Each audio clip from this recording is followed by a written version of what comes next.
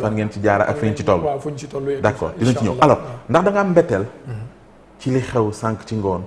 laataa ñoo wàcc sax ba ci suuf. ci cour suprême bi mu jot a rendre sànq jëm ci mbirum Ousmane Sonko. mbetteel nga am comme ñëpp am déet. waaw si décision bi. wax dëgg yàlla d'une part. oui d'autre part non. boo gisee lu xew après la décision du juge de Ziguinchor. xam nga juge président Sabassy Faye ba mu rendre décision ba pare boo gisee lu si xew.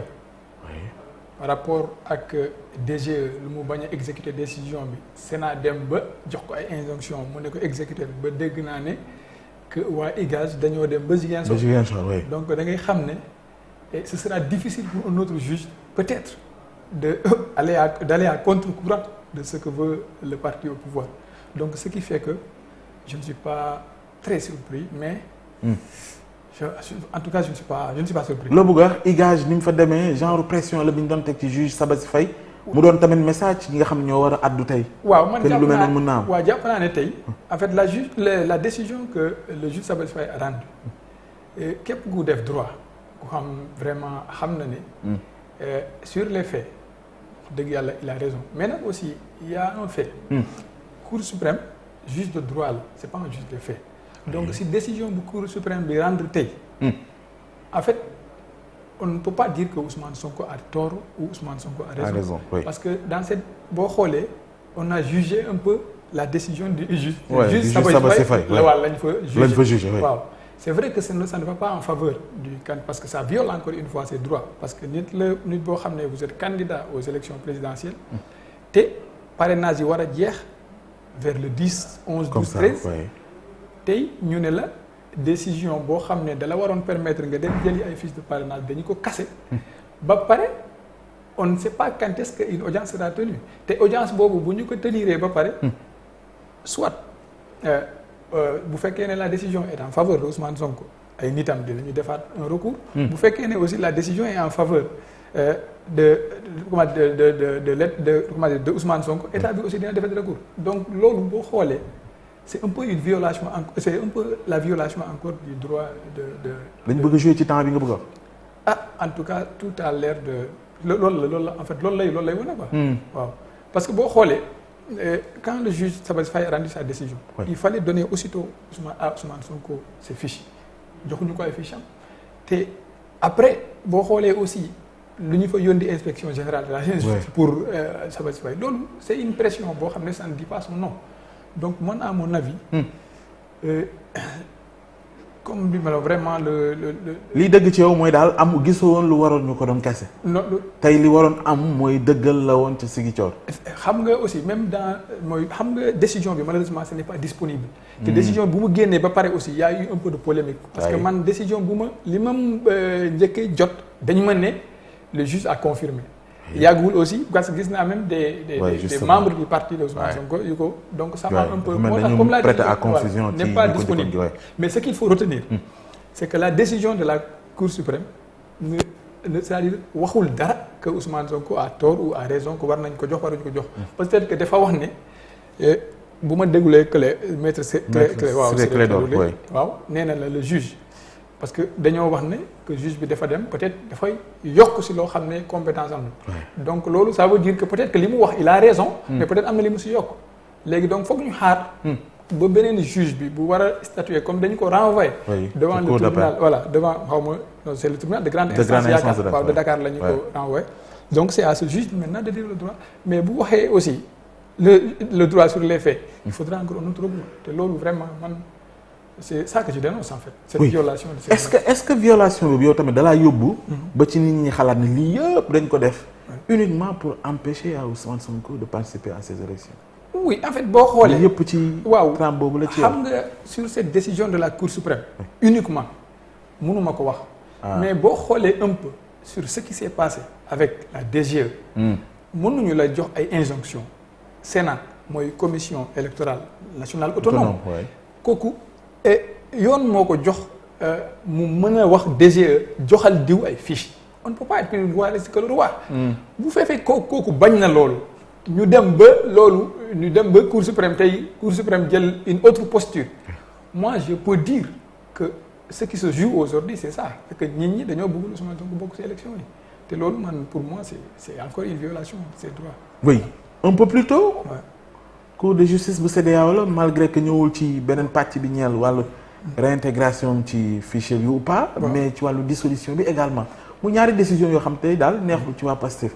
boobu it même sentiment nga am que le droit n'a pas été dit. non boobu en fait c'est cette décision là qui m'a un peu surpris. ah oui waaw décision bële ça m'a pas beaucoup surpris mais bii nii moom ça m'a quand même un peu surpris mais nag aussi. dans cette décision là je ne vais pas critiquer la Cour.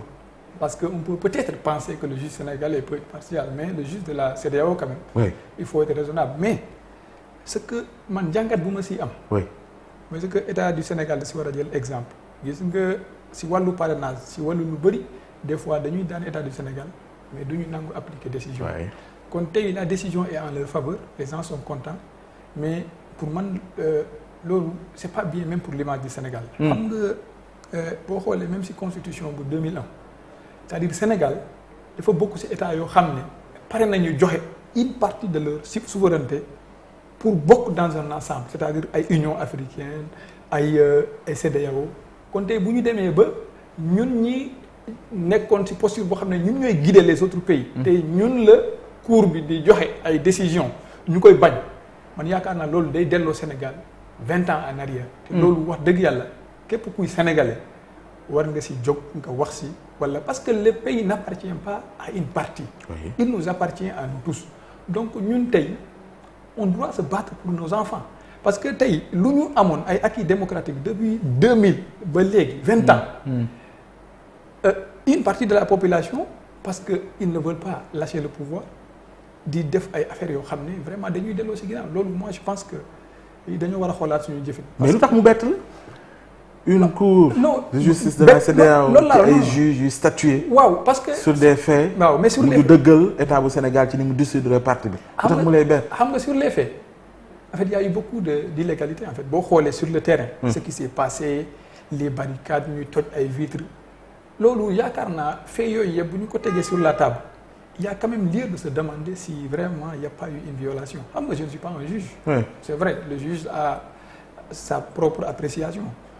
Je ne fais juste que commenter une décision. Oui. Voilà, peut-être que aussi comme je suis dans une certaine opposition et que je constate une certaine manière de faire depuis le départ, moo tax ma xaw a am tuuti une surprise parce que la cour quand même de la CEDEAO pour man amul pression quoi. En tout cas gisuñu. Oui, amul pression. Bu dee ni nag dafa am ay éléments. yu mu apprécier ba tax mu yegg ci même constat que l'État du Sénégal bi nga xam te ne moom moo dissoudre parti bi.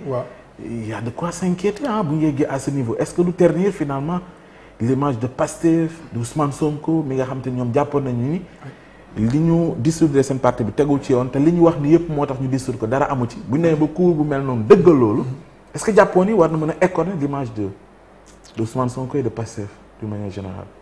Oui, moi je ne pense pas. xam nga sur cette question là fu mu nekk nii moi je pense que il faudra que ñu dem ba.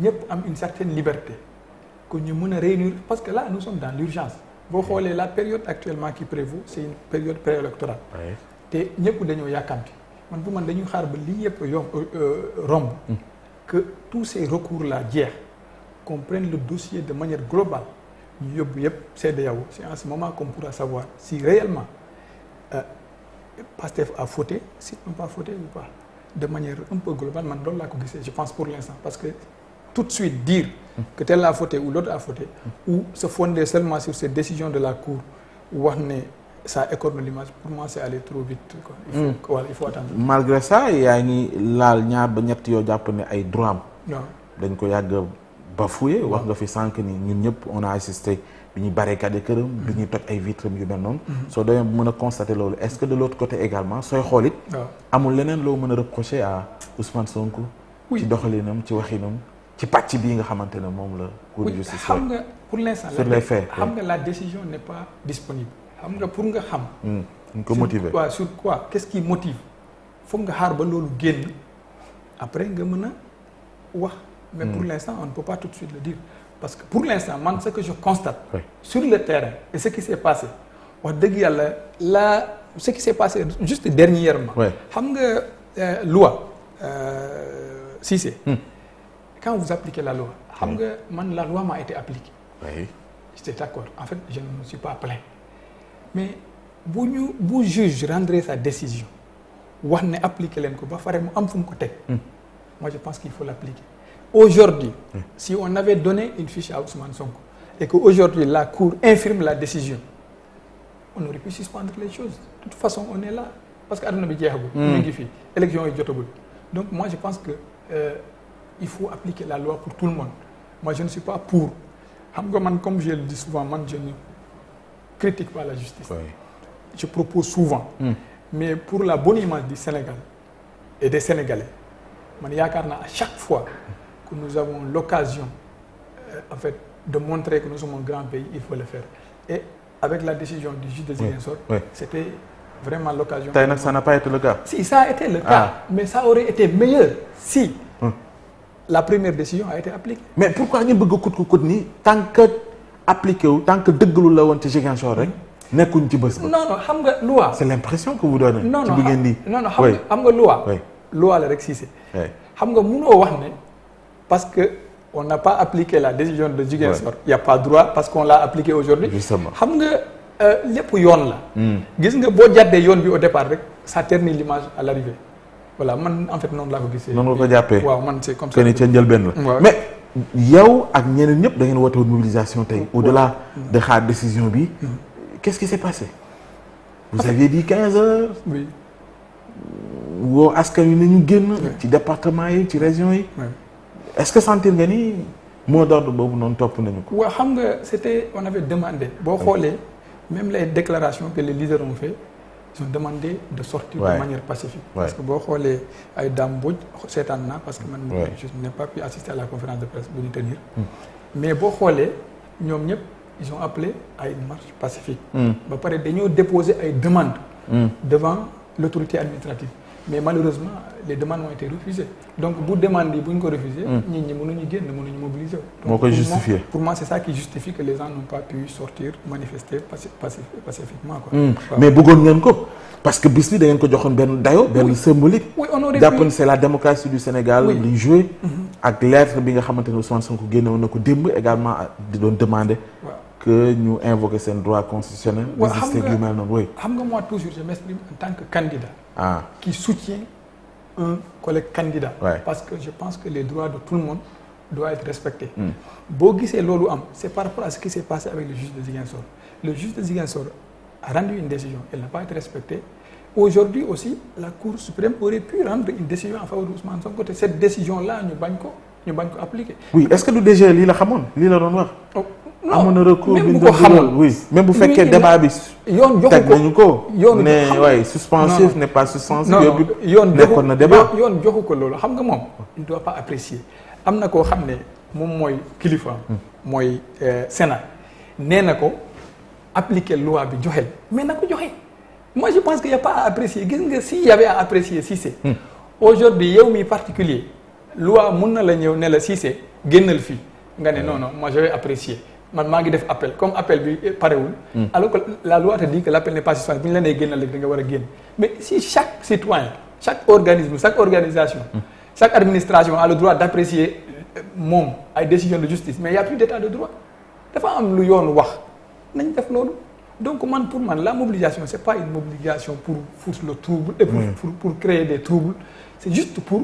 C'est la constitution qui le permet. Oui, mais nit ñi ragaloon nañu non en fait je ne pense mais est-ce que gis nga ni tey boo gisee. dem dëkk yi dawuñu. waaw boo xoolee. quand l'autorité administrative s'y est ñeneen ñi fermer boutique également. am lu ñu ragal am na sax ñu jàngiwul école yu bëri jàngiwul. quand l'autorité administrative s'y est opposée. est-ce que nit ñi génnuñu donc c'est pour te montrer